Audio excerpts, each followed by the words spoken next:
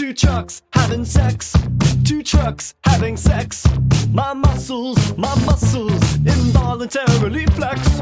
Two trucks having sex. Two trucks having sex. My muscles involuntarily flex. Two pickup trucks making love, American made.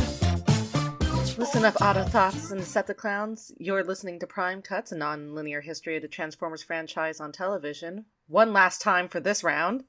I'm one of your hosts, Audrey. I'm your other host, Mara. And by hook or by crook, we did do it. We finished the bad show. You know, I had a pretty great weekend. I saw... I was about to say, a good time watching this? I don't think so. one of my favorite bands live in concert on Friday. Ooh, who'd you see? I saw the Birthday Massacre live. Ooh. Then my roommates and I all hung out and watched WrestleMania over the weekend. Then I went to get my hormones prescribed, and I bought Mazel tov. And I bought my Steam Deck with my tax refund. It was good. I've had a great time. And then I sat down and I watched roughly 50 and minutes. immediately ruined it. 50 minutes of absolute fucking slop. What the hell was this? What the fuck was this? What it is, at least, as I said, is over. That's empirically true. They're never making any more of this because it did not do okay, well. well now they're going to because you just said that. You fucked us. There's no way. They already got their 3 seasons. Netflix doesn't make more than that unless your name is Stranger Things. And even if this show was popular, which it was not, it was very Oh no, why not? I wonder why not. Some reason or another.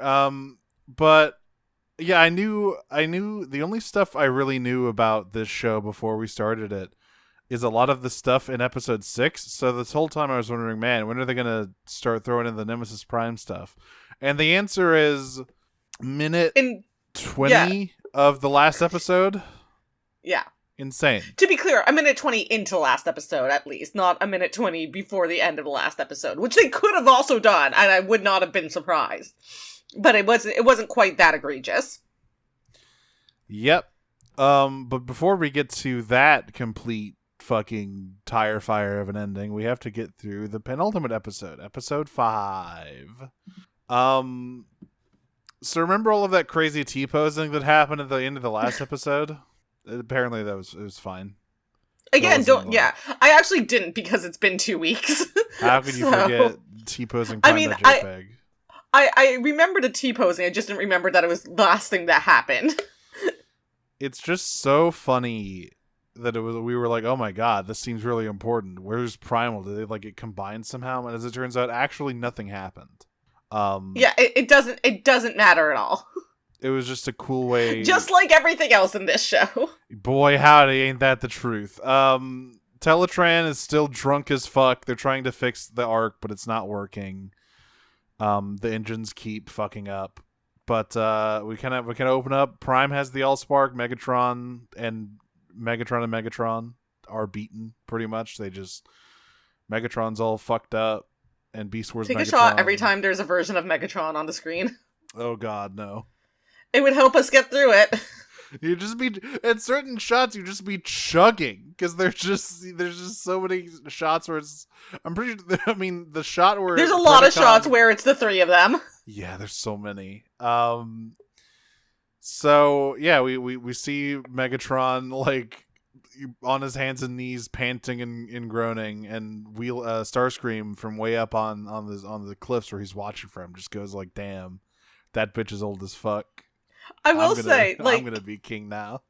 It is actually funny that, Starscream gets a couple of rare W's in these episodes. Yeah, I mean, he's literally right. He literally is turned into Cassandra. Yeah, no, he is straight up Cassandra in these episodes. It is, not subtle. They're like, hey, how well do you know your Greek mythology? Unicron was like, hey, dude, I'm gonna curse you with knowledge of a horrible future, and no one's gonna believe you because you're fucking Starscream. Check this shit out, bro. But we're getting ahead of ourselves. First, we have to have a little conversation with Black Arachnia, who is currently hacking into the golden disc with her badass webs. And she shows off the energon she stole from Megatron during the fight they had with him. And Starscream gets so pissed that she was doing that instead of helping him. Well, okay, to be fair, I think the actual inciting incident is that he realized that she actually didn't give a shit whether he lived or died, and that she, like, tricked him into fighting. Look, when you're a Starscream, you gotta respect being treacherized. That's not a word. You absolutely don't. That is, like, a core part of his character. That's true. He is a very sore loser. Yeah. Which is exactly what happens here. He gets mad, pushes her over, and steals the golden disc. Yeah, he goes, actually, I just had a thought. Fuck this. So he's like, finally, the golden disc all to myself. Now to see what goodies are inside. And he boots it up, and it's Megatron going like, oh, fuck, I'm dying. I should have. I'm dying as a slave. I'm dying as a slave. I should have teamed up with Optimus. Oh my god, there's a big orb. There's a big evil ball in the sky.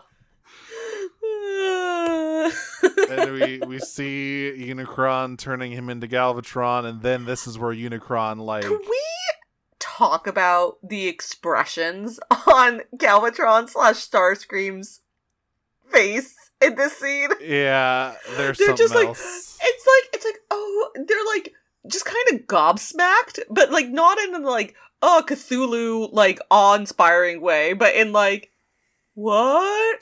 Dude, where's my car? This is the well-trod and long established Transformers tradition of dull surprise that started all the way back in the Dreamwave comics and has popped up every now and again. I mean, Energon, that was the default expression pretty much. And yeah, yes. We have the dull surprise is like the infamous panel that birthed it is like at the very end of one of the first Dreamwave comics. There's like Devastator has appeared and he's like towering above the city and he's defeated Superion. And everybody, all of the Autobots are supposed to be looking up in horror, and all of the Decepticons are supposed to be like laughing triumphantly. However, everyone is just sort of staring up at the sky, gape-jawed with the same, like, completely, dull surprise expression, which is exactly what Galvatron and Starscream have in this sequence. Yeah. So, what is happening in this sequence is that, like, it starts off just as, like, the recording of Megatron, but, like, quickly, because Unicron is omniscient, becomes an immersive experience for Starscream. Yeah. Where he finds himself basically living in Megatron's body, experiencing this version of Megatron's, like, fall to Unicron and, like, becoming his servant. Mm-hmm. And what this does is create immediate ego death. Yeah, so he sees that, he's standing there completely, like, totally catatonic, and then Unicron slides into his DMs like, hey man, I know exactly who you are. You fucking suck so bad. Everyone's annoyed by you. No one's gonna listen to you. And I know you're too much of a fucking coward to do anything against me. So I'm just gonna tell you everything. Okay, number one, I'm the reason there's war all the time. I love it. I love to cause the war. I love to make infinite war. It's so fun for me. Yummy, yummy, yummy. I love war. It's so yummy in my tummy. 2, you can't stop Megatron and Optimus from falling into my grasp because they cannot, they won't be able to cooperate. It's all the inevitable threads of fate, my bro. And there's nothing you can do to stop me. And then he just pats him on the shoulder and disappears. And that's when Black Arachnia... I love the line Black Arachnia has when she finds him. She's like, actually, I have heard of Air Commander Starscream. I've heard he's a pussy ass... I've heard he's a fucking pussy who sucks! Specifically, she leads in, it's like, you want to know the future so bad? Here's your fucking future. Yeah. Here's what I've heard about you. And meanwhile, Starscream is full on Blair Witching it up. He is He's, standing like, completely still, staring into looking into the corner. Yeah, and she goes, Yeah, and so she like comes in ranting, and then he's like not responding, and she's like, "Yo, are you like seriously? Are you okay? Like, you good?"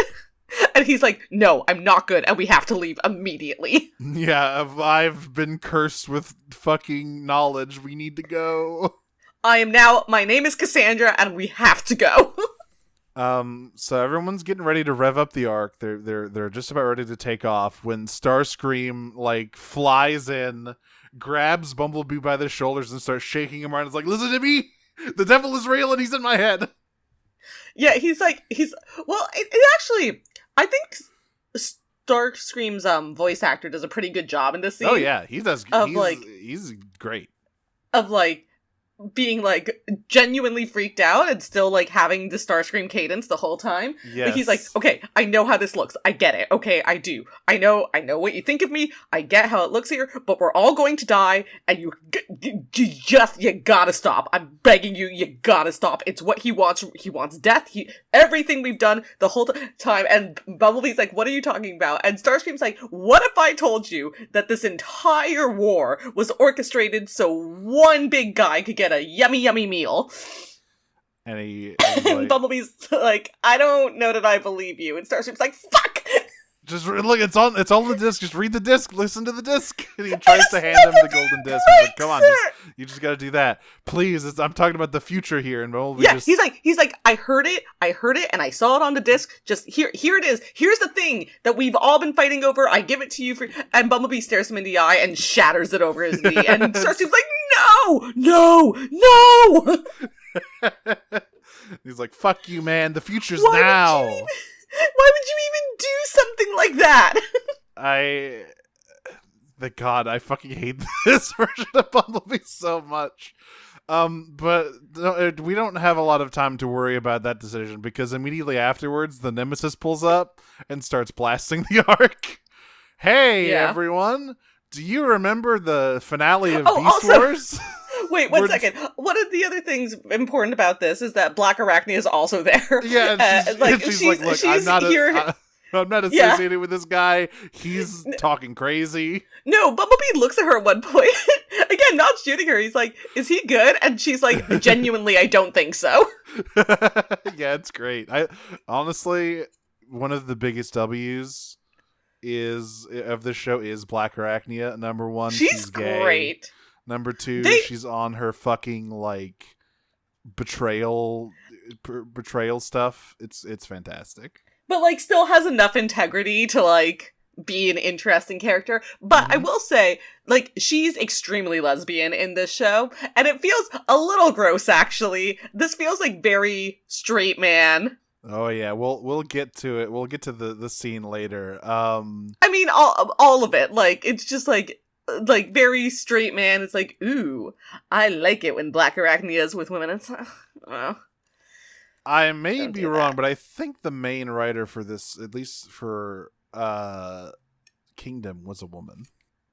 I'd have to double check, but I'm pretty sure at least the episode writer for these last two was.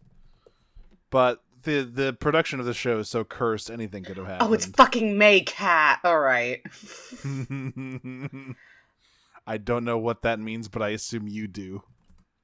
Yeah. Anyway, we are continuing. They are gay. Yes. Well, then you can't say that it was what you thought it was.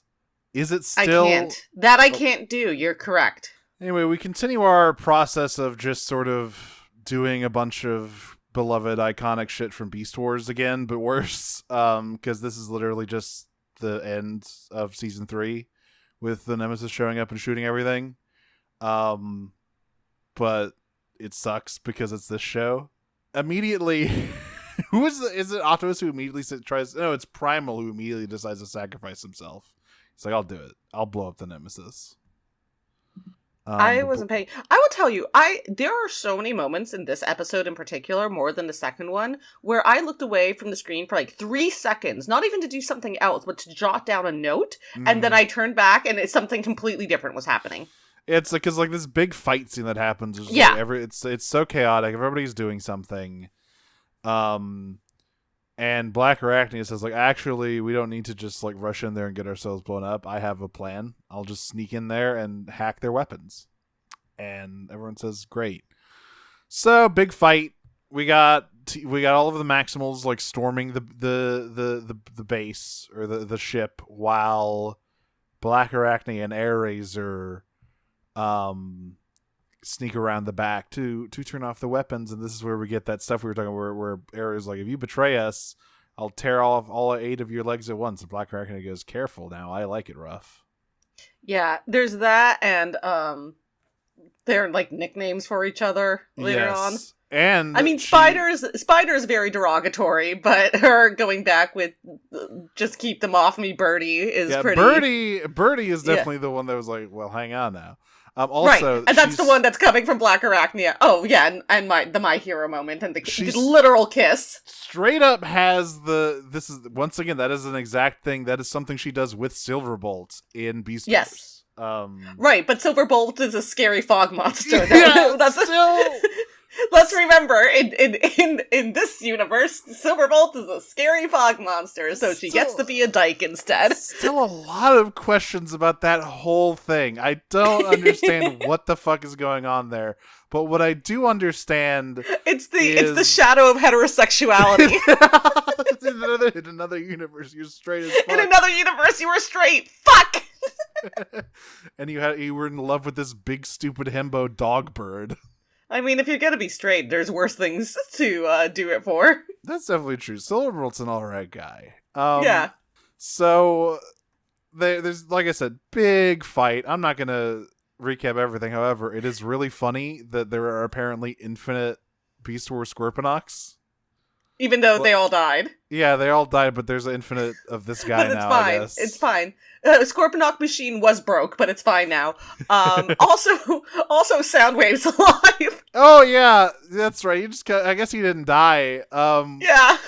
I kind of thought he did, but yeah, we all thought he died, but he's fine. Only 2 people. Look, the death in the show. It's. I guess they make it pretty clear because they hammer it over. You know over what? again. You know what? We can give the show one thing because you know who doesn't come back? Jetfire. Oh fuck! Thank God he doesn't even have a speaking line with all the ghosts later. That's so good. Oh, tasty. Also, I noticed Shockwave wasn't among the ghosts, and I can tell you why. It's because he's downstairs. He's downstairs. That dude is in hell. All right, so they hack the weapons. They turn off the Nemesis's guns. The Ark is still acting up. They can't get it to work. So I really like this. Actually, this was a good moment. It's like, oh my god, the guns are done. What are we gonna do? And Megatron just gets up and says, "I am a gun, bitch!" And he just lowers the boarding ramp, turns into tank mode, and just starts blasting the Ark. And it doesn't do as much damage as the Nemesis, but they only have 12% shields left, and it does do 3% shields every hit. So literally at this point, they're like, what is hitting us? And Optimus just looks up and goes, Mrs. Obama, it's been an honor. Everyone abandoned ship. It's so like that's the hater's spirit right there. I appreciate that. That's a fucking it's a good moment. Like that's sort of like the painful thing about this series is that there are some like genuinely good moments, but they're so few and so far between that it's like, oh man, if I could just isolate this 5 seconds and bring it to a different show. For sure. Starscream flies in to stop Megatron from blasting the Ark, and he tries. Like this is also a good moment. Yeah, this the one great. that Starscream has here. Yeah, he tries to convince Megatron, like, listen to me. You have to let Optimus save the Hellspark and bring him back to Cybertron, or else everything is fucked. You're gonna be a slave forever. Yeah, he was like, you have to stop. Death is what he wants. This is like, I've had a religious experience, and I'm telling you, dog, it does not go well for you. You are going to end up a slave again. And Megatron's like, I'll never be a slave. My life is my own. And Starscream's like, that is verbatim, my man. Exactly what you said before you were turned into a slave again in the future. Oh, did no one tell you? You're fucking Galvatron. Yeah, remember that weird purple guy? That's you. And then yeah. he's like, here's the thing. Starscream's like, he's like, I saw it because I had a vision and I saw Unicron and I saw this happen to you. And Unicron told me because he thinks I'm weak and he thinks I won't be able to do anything, but I can. I will do everything in my power to stop this future from happening, and I won't let you fuck it up. And Megatron looks at him and, like, is, battling with this revelation and then, like, ultimately can't accept it and tells Starscream, you can't do anything. And, like, is holding him over this, like, pit of lava or whatever. And is like, I'm about to kill him. And Starscream just looks at him and goes, I can fly. And then kicks him and, like, transforms, slams into him, and sends him throttling into the pit. It's so good. Yeah, it is honestly probably the best moment in the show. Yeah. This episode in general is pretty good. Like, yeah, no, it's like the same issue we had last week, where it's like, this episode is actually pretty good, and then the next episode's Garbo. The ending is fucking insane. Yeah. Starscream is legitimately very good in this episode, though. And the next episode as well, but mostly this episode. I can fly. I mean, because that is one of the, like, biggest complaints I ever have about Starscream, is that forgetting he can fly when he's, like, the throne or falling. Yeah. Yeah. Sure. So to have, like, this pointed moment where it's like, no, you're the one who forgot this motherfucker. And have it used to his advantage was, like, very rewarding to see, I will admit. But Megatron doesn't fall into the pit of lava. He lands on something. What does he land on? Well, we have another Titan-class figure to sell this year for the War for Cybertron Kingdom line. And the reason Teletran 1 has been fucked up is because apparently when they were in the Dead universe, it downloaded how to be transformer.zip. It like saw the timelines, and in one of them it was a big cool robot, and so it decided to do that, and it's been spending all of its time reformatting the Ark to turn into a big robot. And it does. So yeah, this was one of the points where I like looked away for 3 seconds to write down the note. Yeah, so this was one of those moments where I looked away for 3 seconds to write down the note about the rare Starscream win, W, and then I like looked back at the screen and there was a giant robot punching the Nemesis, and I was like, "What? What happened?" Yeah, so where? And it was only afterwards, because like Wheeljack's like, "Hey, buddy, you okay? What'd they do to you?" And the Ark's like, "I'm good, thank you, Wheeljack." I downloaded these off of the internet. Have you heard of LimeWire? And Wheeljack's like, "No." That's why it was so slow. He had to do the Ark. Exactly. Teletran got some fucking malware. My son Teletran, he has every disease. He downloaded too many badass mafia toolbars. Coup Taraz. So, yeah, the Ark punches the Nemesis. Which is, by the way, it's really funny that they made a transforming Nemesis figure like 2 years after this, I think. So now, if you want, you can spend a lot of money to have matching Ark and Nemesis figures. The Ark robot design is like fine. It's fine.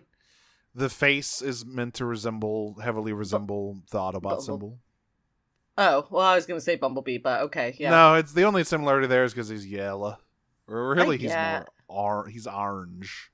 And of course, the Nemesis figure, her head, because the Nemesis is a girl apparently. The Ark is not. That's what we've learned. Anyway, yeah, it punches the Nemesis. all of the Decepticons get arrested, and they're getting ready to leave. And this is when Starscream's like, wait, no, don't go through the space bridge. We can't go back to Cybertron yet. No, that's what he wants. Yeah, But so he has another freak out, but guess what? They're going back to Cybertron. Episode 6, the grand finale. Are we all ready? Are we ready for this tremendous saga to come to a satisfying and well thought out end? Well, I, for one, am looking forward to having this romantic line completed and having, Optimus reunited with Alita so that they can have their happily ever after. They jump through the space bridge, and while they're doing that, they literally just drag Starscream, who is still screaming about the space bridge thing. They drag him into like the jail bubble where they have all of the Predacons and Decepticons, and toss him in there. However, because he's Cassandra now, he's proven right basically immediately, because they go through 2 space bridges and then they warp into the dead universe, which is being taken over by Purple Drank. I mean, hey, at least it's something happening, right? Yeah, Dan, the dead universe is popping. It never is. It's popping at the Farg. The purple goo eats the Ark, and then the Ark gets warped to Cybertron and crash lands. But it's okay, because Rhinox saved everybody again. Because even in the show where he's not even a character, he's the fucking GOAT. Rhinox is always on top of shit. That's something you can take to the bank. That's that on that. Anyway, Cybertron's cold now. He literally, Optimus literally killed the planet. Yeah. You know who else he killed? Alita 1. So, yeah, we start off here. Everyone gets out of the Ark. Optimus is like, I have to go do my protagonist mission alone. I have to follow this waypoint to the temple. Bumblebee, you stay behind. And Bumblebee goes, okay. And then we do the opening, and then we cut back, because all of that I just talked about was the cold opening. Get it? Because it's cold. And then we cut back from the opening, and Bumblebee has somehow gotten in front of Prime, and he goes, actually, I'm coming with you because I was chosen by the Alpha Trion protocols, and I have to keep you in check because you're a fucking dipshit. And Prime says, okay. And then Bumblebee goes, but then he's like, wait, I'm distracted. I think I see my lover's frozen hand. No. It's even better because they're talking, and then Bumblebee looks over to the side, and the guy's like, we should go. Oh, right, that's right. We need to leave. And Prime goes, what? Why? And then he looks over there and goes, oh my god. Oh my god, that's my lover's frozen hand. So, everyone did die in that explosion, including Lita 1, and her frozen corpse is sitting out here in the middle of the ruined Cybertron. There's a blizzard going. I honestly if I had something nice to say about this episode, which is not gonna happen very often. I like the atmosphere. I like the blizzard. I'm always a sucker for like climactic confrontations in a snowstorm. There is one shot later on in this episode that actually is like, I think, the best looking shot of the entire show. Mm-hmm. And a lot of it is due to like the effect of the snow. Hey, yeah, Optimus, you buffed it, dude. You fucking really buffed bad. it. And he, now that she's not here to argue with him because she's dead, he can finally say, Alita, it was all my fault. Yep, he was like, yeah, he admits, I buffed it. I'm sorry. I shouldn't have taken this out of Cybertron. And then they just walk forward. They find the ancient Allspark temple, and there's a really funny thing here. So they find the big temple, and Bumblebee's like, "Wow, that wasn't here before." And Prime goes, "Yeah, it moves around. It's it's a link to the planet." And Bumblebee goes, "Yeah, sure, whatever." I was talking about the big hole in the ground, and the camera pans down, and there's a gigantic canyon carved through the earth between them and the temple. And they say, whoa, someone must have done this recently. And they say, who else but you could have done this, Prime? Who else has this power? And I was like, wait, what? What do you mean? So one of the benefits of the Matrix of Leadership is that you get really good at fucking Minecraft. You get juiced. No, you just do that. I need to see what Nemesis Prime did to make this gigantic canyon. Was he just like digging through the earth? Oh my One punch. One punch. Yeah, they say, "Oh my god, I couldn't have done this, so it must be my alter ego, Countess Bucci Flagrante." And yeah, Nemesis Prime is on the other side. Countess Nemesis Flagrante. That's right. He's on the other side of the canyon, and he's like stalking them. Well, no, he's not stalking them. He's like prowling back and forth because he's on the other side of the canyon and he can't reach them. Yeah, dipshit. You fucking. This is your canyon. Why? So meanwhile, other people are confronting their past and future selves. Am I mistaken, or did Galvatron's model change in this episode? The texturing looks different. He looks like this guy is suddenly looking like a Buzz Lightyear ass motherfucker. Yeah, so like and something about his chin. His chin feels much bigger in these episodes than in the previous ones. Maybe that's just me. He's slowly turning into Sentinel Prime from animated. He's slowly turning into the Tick. That's right. Yeah, I remember when he showed up in season 2, his model was very smooth, and I noticed that because it was like everyone else is so pocked with battle damage. Now he's got like, it's not battle damage, but he's like marbled, like a fucking countertop. It looks really weird. But yeah, he yoinks Megatron out of the timeout bubble. And Megatron's like, "Oh my god, it's true, I am you." And Galvatron says, "That's right. And if you don't want to live forever as a slave to the Chaos Bringer, you better help me find the Allspark so we can blow him up."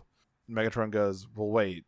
If we use the Allspark to blow up Unicron, in your universe, Cybertron will die." And Galvatron goes, "Yeah, man. I don't give a fuck. This isn't my planet. And my neither should you. Yeah. Why are you me? I'm me."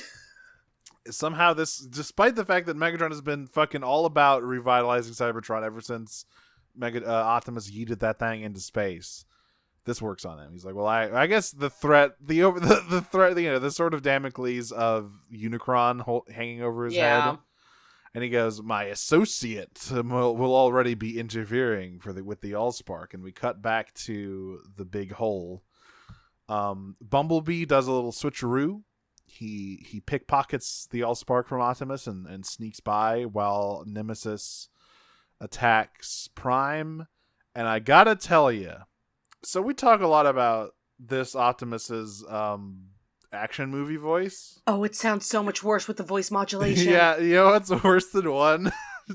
Two doing the same voice, but one of them is slightly deeper.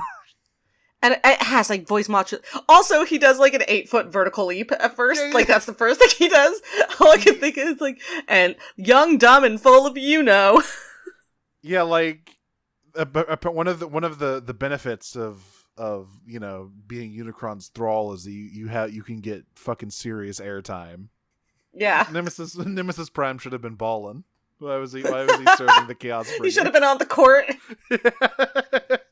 Yeah, and it's this truly the audiovisual experience of Nemesis and Optimus arguing back and forth in their fucking shitty action movie voices is so unpleasant.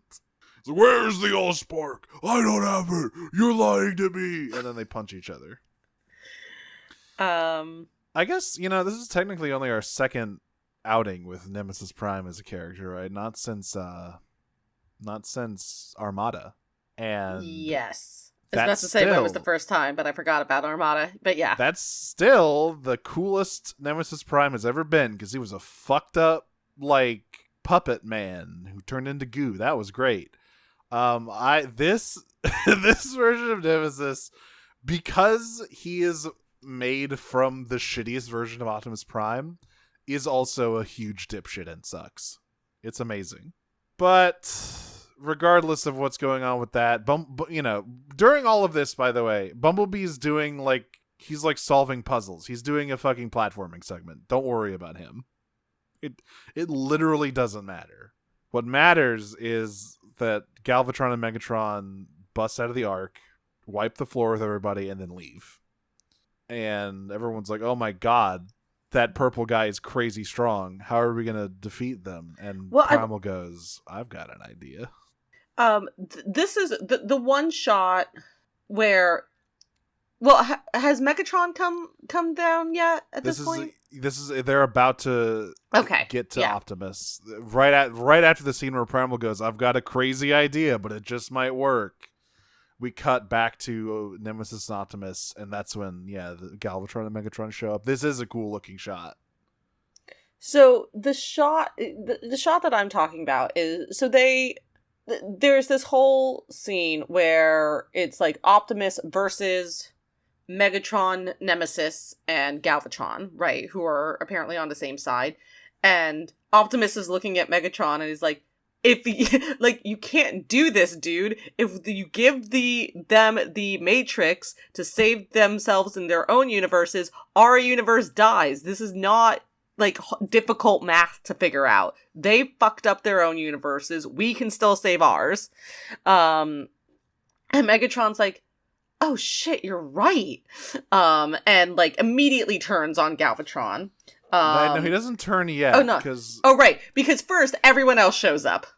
Also, it's really funny. So when Megatron and Galvatron show up, Optimus goes like, how he says something directed at Megatron like, how could you do this?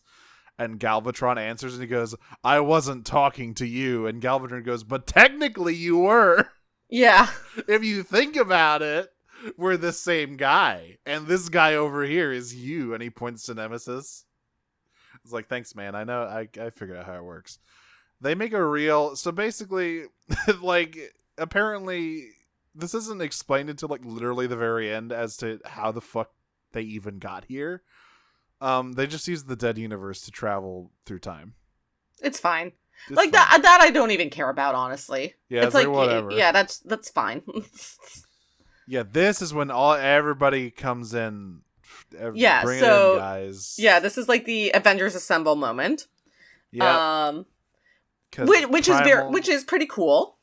Primal's idea was he's just going to free the Decepticons too and have them all team up against these two assholes who are trying to destroy the future.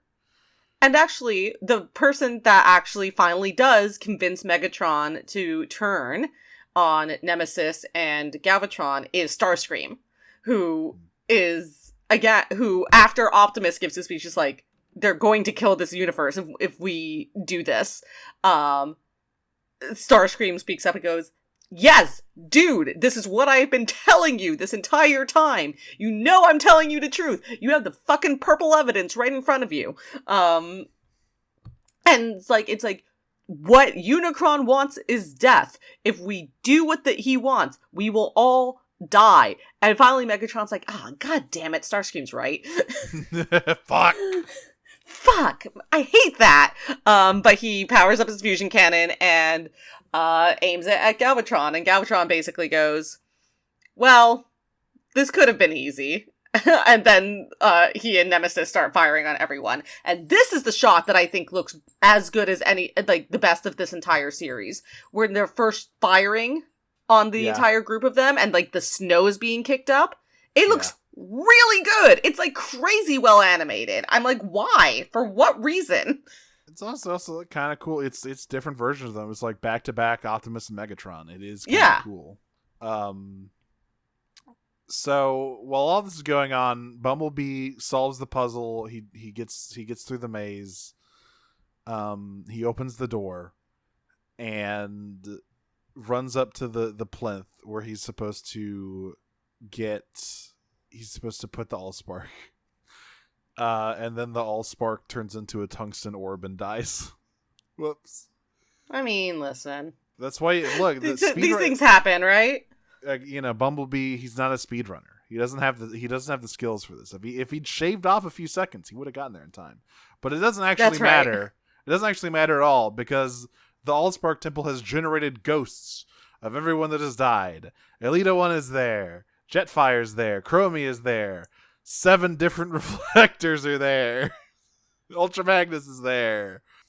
Shockwave, as we said, not there because he's downstairs. And they just they just kill Galvatron and Nemesis. Alita just like puts up a big orb and they just dissolve. It's like, oh, okay. Simple as. It's truly that easy. Shit. The big weakness is ghosts. I didn't think of that. I'm so mad this motherfucker gets absolved by her. Oh my god, I couldn't believe it. Yeah, okay, so Alita that really tested me. Goes down to talk to Prime and puts her fucking when she put her hand on his head, I was like, God, please just twist his head all the way around. Just pull it off. Pull a fucking Bayverse Optimus on this guy. He deserves it. I was like, let him rest in peace. He did it, and you can no. Instead, she says, "You were right all along. I'm dead because of you, but it's because you were right." Fucking punch the drywall. Fuck this shit. This man should not be getting a happy ending. Piss me off. Like, you fucked up. You almost caused... You fucking buffed it. It was the right thing to do, even though doing that literally directly leads to the future where you become evil. What are you talking about? Anyway, the ghosts turn the Allspark back on, and the world is saved. Holy... I know it sounds like we're being abrupt. This is just how it is. It literally is how it ends. It just stops. Like, the last thing that happens before the, after credits sequel teaser is Alita saying, "I forgive you for everything because you were right. Goodbye." And then, they turn the All-Star back on. Everybody cheers. The snowstorm stops. And then we cut to an indeterminate amount of time later. It must be a fairly long amount of time because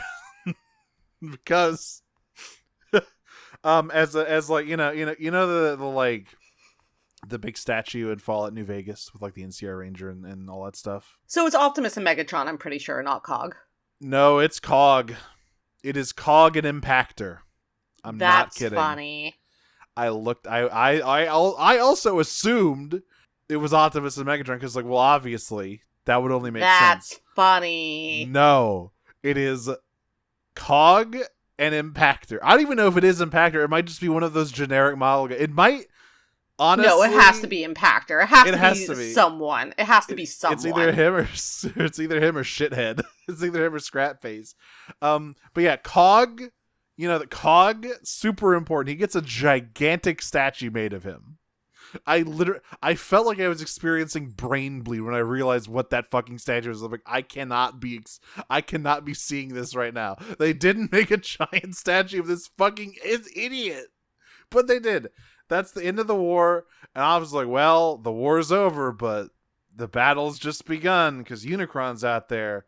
So how about we shake hands and make an alliance, Megatron? And he holds out his hand, and Megatron turns around and walks away, and he says, well, this world is suddenly a lot bigger and we have all these resources. This should be enough to sustain us, together for now. It's like, brother, you are still on this shit. Okay. Learned nothing from this experience. He just goes well, maybe I'll start another war if I feel like it. Who knows? I'll be king again. Sure, whatever, dog. And Starscream just sells the Black Arachne. Oh, by the way, I can still hear Unicron. He's always in my head now, and he's not happy about what happened. God, it must suck to just have Unicron in your head the whole time. Once again, proving that Starscream is the best character in every universe. And we cut to Unicron in the future, where he has pulled his dipshit servants in front of him yet again, and he's like, I take my eyes off you for 3 fucking seconds and you just ruin everything. But on the plus side, that shit you pulled with the Dead Universe to time travel, that was pretty clever. I think in a future sequel to this series, I will do that and attack Cybertron, and then he eats them. Yeah, like I said, he'll be king again. Whatever. Fuck this show. We're done. Holy shit, what a bad show. We'll talk more about it in the recap episode, but this one was rough. I think I've mentioned this before, right? But there is, I think I mentioned it when we finished Energon, actually, where so there's this thing when you become a bat mitzvah or a bar mitzvah, where you have to read a portion from the Torah, and then you have another thing from one of the side books that's not like the Torah. And that thing is called the Haftarah, and you have to read that too. And when you do both of those things at the end of it, then you're basically done. That's how you become a bar mitzvah. And there's this huge list. It's like a page and a half long of prayers that you have to say after the Haftarah. And the last one ends with this huge big Amen. And it's like, that's how I feel hitting this. It feels like freedom. Yeah, there really isn't anything else that comes close to this or Energon in terms of like bad, I don't think. Unless we watched the Mission and the shows, but we will not be doing that. I think it is a hard call for me between this and Energon. I would say this is probably worse than Superlink. It is a hard call between this and Energon. Because again, I do think that there is some amount of recency bias, and I think there is, again, 14 episodes of nothing after the show ends, which really do not work in Energon's favor. Yeah, but, you know, all of these episodes feel like those 14 episodes. They have the same sort of, like, aimless vibe, which is amazing. Right, but you also weren't listening to the dub. That's true. I'm not discounting you. As far as I'm concerned, this and Energon are both tied for bottom. Like, yeah, I would grant you that. I would grant you that. This is the fucking ninth circle of hell we've got here. And again, I mean, there's the 14 episodes, and yes, these all did feel like that. Well, that's not true. We had 2 episodes that we actually liked. They were just immediately followed by some of the biggest, most garbage episodes that that we've ever watched. But there is something about how interminable Energon was as a whole, where it was just like staring down the barrel of 54 episodes. Yeah, that was like very hard to handle. This one's mercifully short. Yeah. But this is a full third of what Energon was. Energon was fully 3 times as long as this. But they they concentrated a lot of shit into this. They did. Listen, no one is saying this was good. We all had a miserable time with this. For sure. Don't get me wrong. I'm just saying that there is something to be said about it being short. Well, we've got a few questions on the Discord. Yes. Oop, that's not it. Wrong server. There we go. Okay. Our first question from Geist is, so how do you think Alita's body got to the ice field Optimus found it in, since she was, underground and blew up? My guess is she got launched out by the explosions like a cannonball. So, look. Here's what I think, because obviously this show needs Alita's death to be as fucking humiliating as possible. She survives the explosion, she's injured, she crawls that ice field and dies from like exposure or energon loss or whatever. That's what happened. That's a great theory. She died instantly, homie. You think she got ragdolled over there? She was at the epicenter. So she just like, there's just like her body just like flinging out of the ragdolling out of the. Yeah, fully. Hey guys, listen. There's a BDS boycott. You don't need to buy the Oblivion remaster. You could just watch Alita's body ragdoll for the same experience. That one just crashed right into the ground. Yeah. Me Gwynwalk Love you asked, how does this Cassandrification occur? Do you get bitten by another Cassandra? You find a book of prophecy and walk away in a toga? Piss off Paul enough? Also, shout out to Lesbian Spiders, one of my favorite genders. So it turns out you get the devil talking directly into your brain and then experience ego death, and that's kind of it. Yep. Yeah, you listen to a cursed podcast which allows which allows Lucifer to speak directly into your brain. That's what happens, apparently.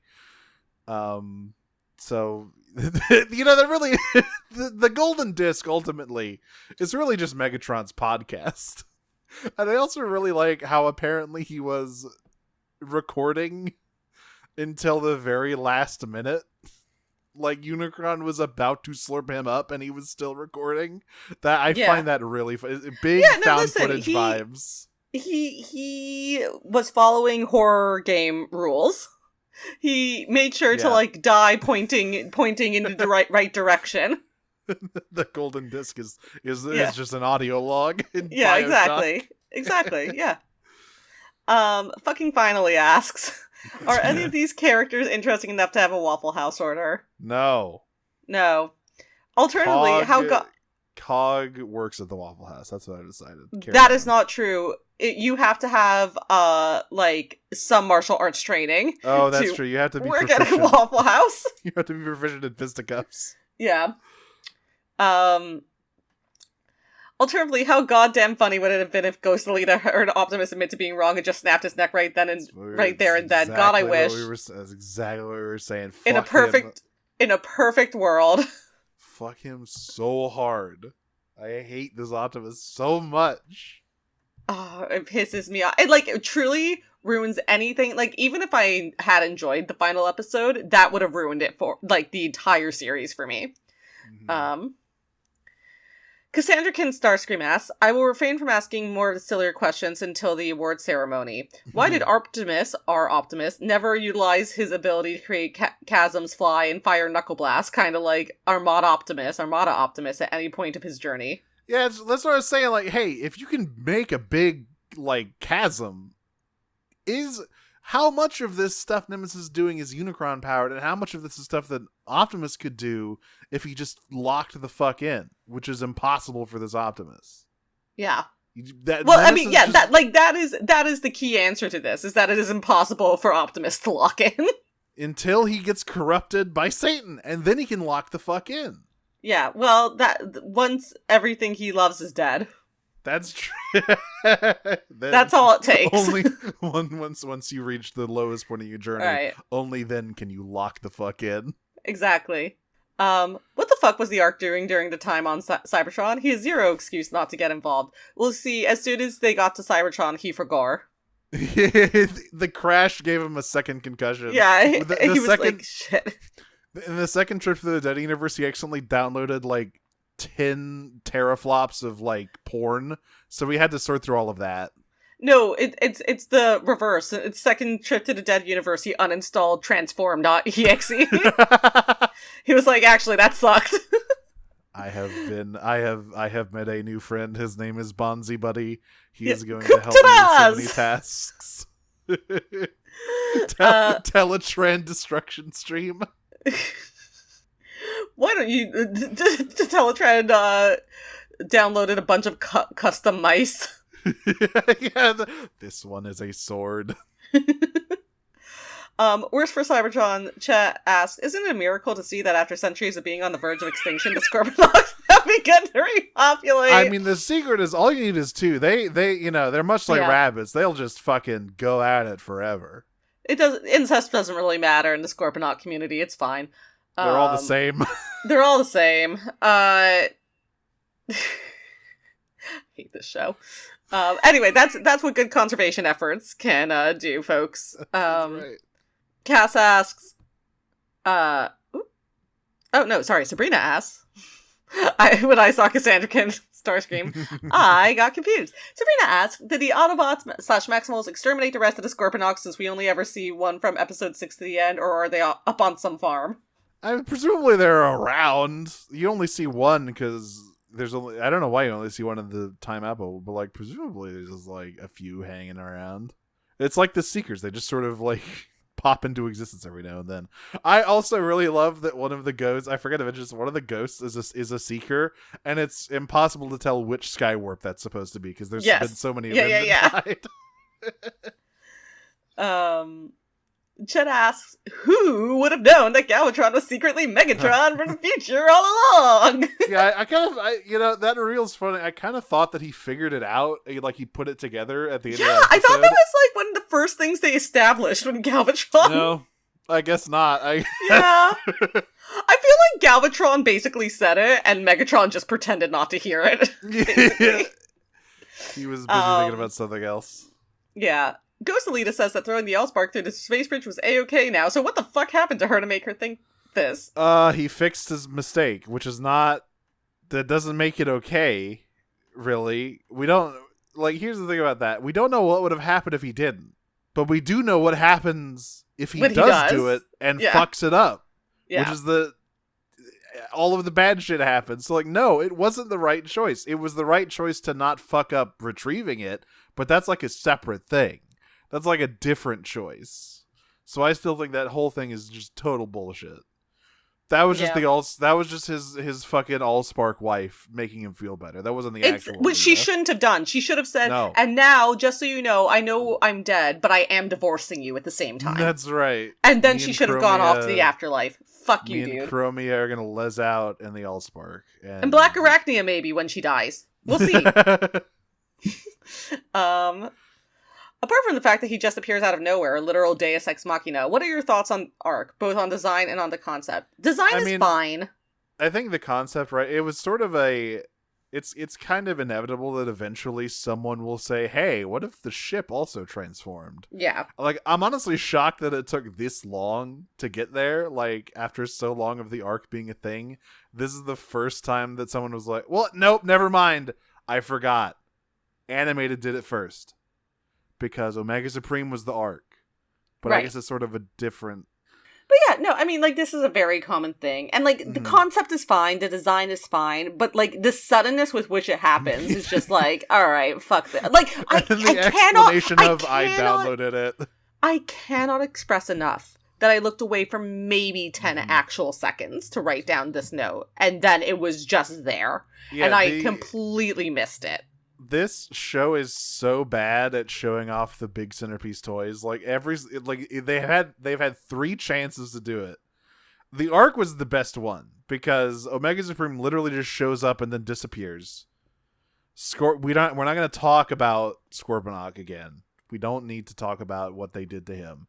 And the Arc, yeah, it's a big impressive thing he does, but then he does it doesn't appear again. He forgot. Excellent. He forgot. Sabrina asks, so when the Ark jumps out of the last space bridge that leads to Cybertron, they end up at a debris-filled area that is in the dead zone, then it gets snagged by the baddies and put on Cybertron. I firmly believe that the place they first go to from the space bridge was the remains of War for Cybertron, and that the last time we see it was at the end of Earthrise, and that the planet is gone, the Cybertron we see / taken to being the one from Galvatron and Nemesis Prime's timeline. I also believe this because Elita 1's body is on the surface and, intact. What do you think of this ending theory? I think it's as good as anything else that the writers have come up with in this show, so you might as well believe in it. Yeah, it's not like it does. It's not like it matters. It's not like it matters. Sorry, that is more dismissive than I mean to be. The writing in this show is very bad. I think that is a perfectly reasonable theory to come up with. I think it's still supposed to, because the weird thing is, like, Cybertron does still exist in the Nemesis timeline because the Maximals are from there. So, like, they don't seem to recognize anything around. So, like, presumably this is still the same one, I guess. Yeah. But, like we said, Alita's body got there because it just, like, got fucking... It got, like, Skyrim space programmed. Like, the physics, like, overrolled, and she got launched into orbit and then fell down. As the Tia fandom is currently in between shows, what are some ideas for future shows you'd want to see? Save this for the wrap-up if you want. So we're actually not going to do this one because we've answered this same question like several times before in wrap-up episodes. You can listen to any of those, basically. It's been a fairly consistent question we've gotten. Mm-hmm. Aurora for Cybertron asks, what good media are you going to enjoy to get the taste of this dog shit out of your mouth? I'll listen next week and you might find out. I've been watching Fargo, the TV show, and it's quite good. I'm probably gonna get back to watching Better Call Saul at some point here. I gotta finish that. Yeah, out. You gotta finish that shit. Sabrina asks, do you think the fact that apparently Unicron is responsible for the War for Cybertron TM is a reference / shout out to the Unicron trilogy or just a coincidence? No, there's nothing purposefully done here. Well, that's not true. They make a lot of references to shit uselessly. Yeah. So, but I don't think that the references are all extremely obvious. Like, I forgot to mention, there's a line, once again, quoting things from the Transformers the movie in the wrong contexts. When Megatron and Galvatron pop out of the Ark and start shooting, Galvatron goes, die Autobots. It's like, no, wrong. Megatron says that when he storms the Ark. You fucked it up. Idiot. You got it backwards. And then fucking badass, like, Metal starts playing it, but they didn't have that, so unfortunate. And then Brawn dies. Anyway, I think it's... I don't, you know... Yeah, the thing with him, like, manipulating the war or whatever, I don't think it's a reference to Armada. I think that's just, like, a classic plot you can do with a figure like Unicron. Like, a sort of, like, devil figure like that. Just happens. I think of it more as Convergent Evolution. Yeah. Decepticon Ruby asks, can we watch something good next? Have we not suffered more than enough? That is not my choice. Listen next week, and maybe you'll find out. Maybe I'll go back on my promise and choose. We're going to watch all of Red 2015. I said we weren't going to do it, but maybe I lied, and I hate everyone, but maybe not. Ourselves especially. Yeah, it's really shooting myself in the foot type of situation, because I have to watch it too. In fact, we are the only two who have to watch whatever we choose. None of you have to watch it. You all voluntarily did, which I think you're sickos for that. Don't blame us for watching these shows. You do that on your own time. I will say, yeah. It might be good, but maybe not. Okay, great. Ooh, Ooh. I mean, impossible to say. Either good or bad things could happen. I'm Cassandra. I see good or bad things in our future. God, if she said shit like that, then there would be no wonder people ignored it. It was like, shut up. Yeah, I know. I've approximate knowledge of many things. Oh my god. What does he call Finn? He calls him, like, Frank the Human Boy. Yes. How do you almost know my name? I have approximate knowledge of many things. I'm gonna skip the next question because it doesn't really have to do with anything. No. But Sorry. That is another idea for a show. I would like that. Sorry, Ninja Consultant of Cybertron. Sabrina asks, so the show describes Cybertron's relationship with the Allspark as symbiotic, but we know that life on Cybertron is possible without it. Does that mean the Allspark is actually a parasite, or is it just God and its death heralds the coming of Unicron? Is there more thought put into this question than the writers did in the series? Why did we see Shockwave Spark Ghost? Already answered. He's in hell. But literally, I think they just said that shit and didn't really have an idea of what it actually meant. They don't know. Which means we also don't know. So, I really, like, the Allspark being removed from Cybertron, killing it, is not like a new thing. That happens all the time. That's what happens in the fucking, like, live action movies. But, like, using the word symbiotic was a real mistake. It was like, well, wait, hang on. There's a lot of implications. Are you gonna explain that? No. Heart emoji. Nope. Oh god, this show's so stupid. 2 final questions from Dead Name Stealing Faye. The first being, with the war for Cybertron over, when will the war for Earth start? That was already this season. Test us. Don't test us. They were on Earth. They threatened it, and they never made good on that threat, and we're letting sleeping dogs lie. Yeah, this is the only time I'm thankful for Netflix's 3-season policy. Don't ever give this another season. Don't ever open that box back up. And finally, how does fanfiction of Soul Calibur's Cassandra connect to War for Cybertron besides the fact that none of the living Transformers are her type? I do not know enough about Soul Calibur to answer this. Neither do I. She's a carrot. She's one of the blonde ladies. There's a few of them. She's Sophitia's younger sister. Okay. She's Pyrrha's aunt. Okay. I don't know. I know so little about Soul Calibur lore. That is so much more than I know. What you just said. Well, I did cheat. I googled it.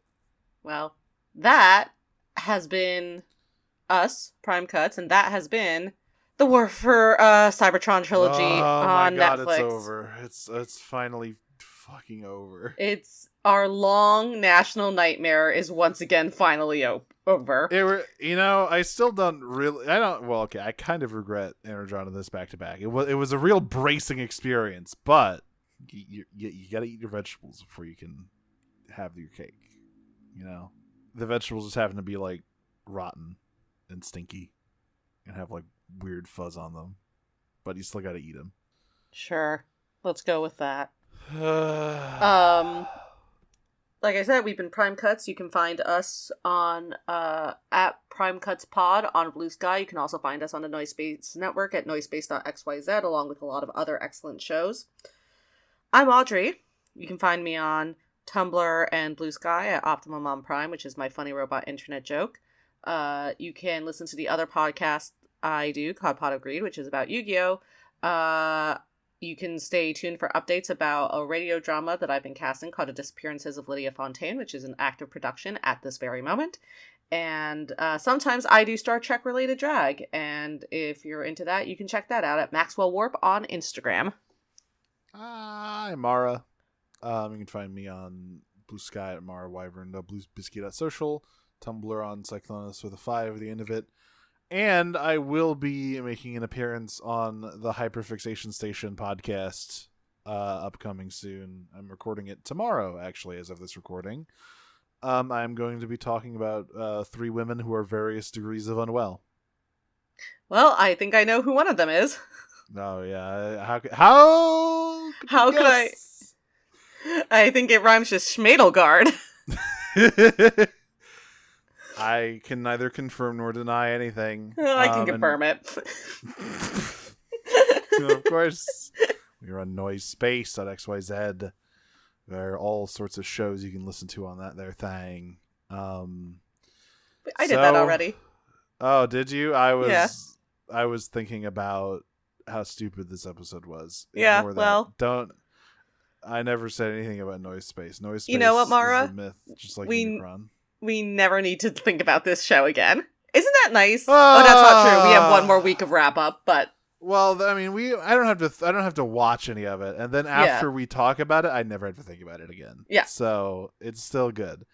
Until next time, dear listeners, I am going to download schematics for how to turn into a big robot and accidentally give myself malware overdose, transform and roll out. I'm gonna straight up Blair Witch it. Transform and roll out. Peach.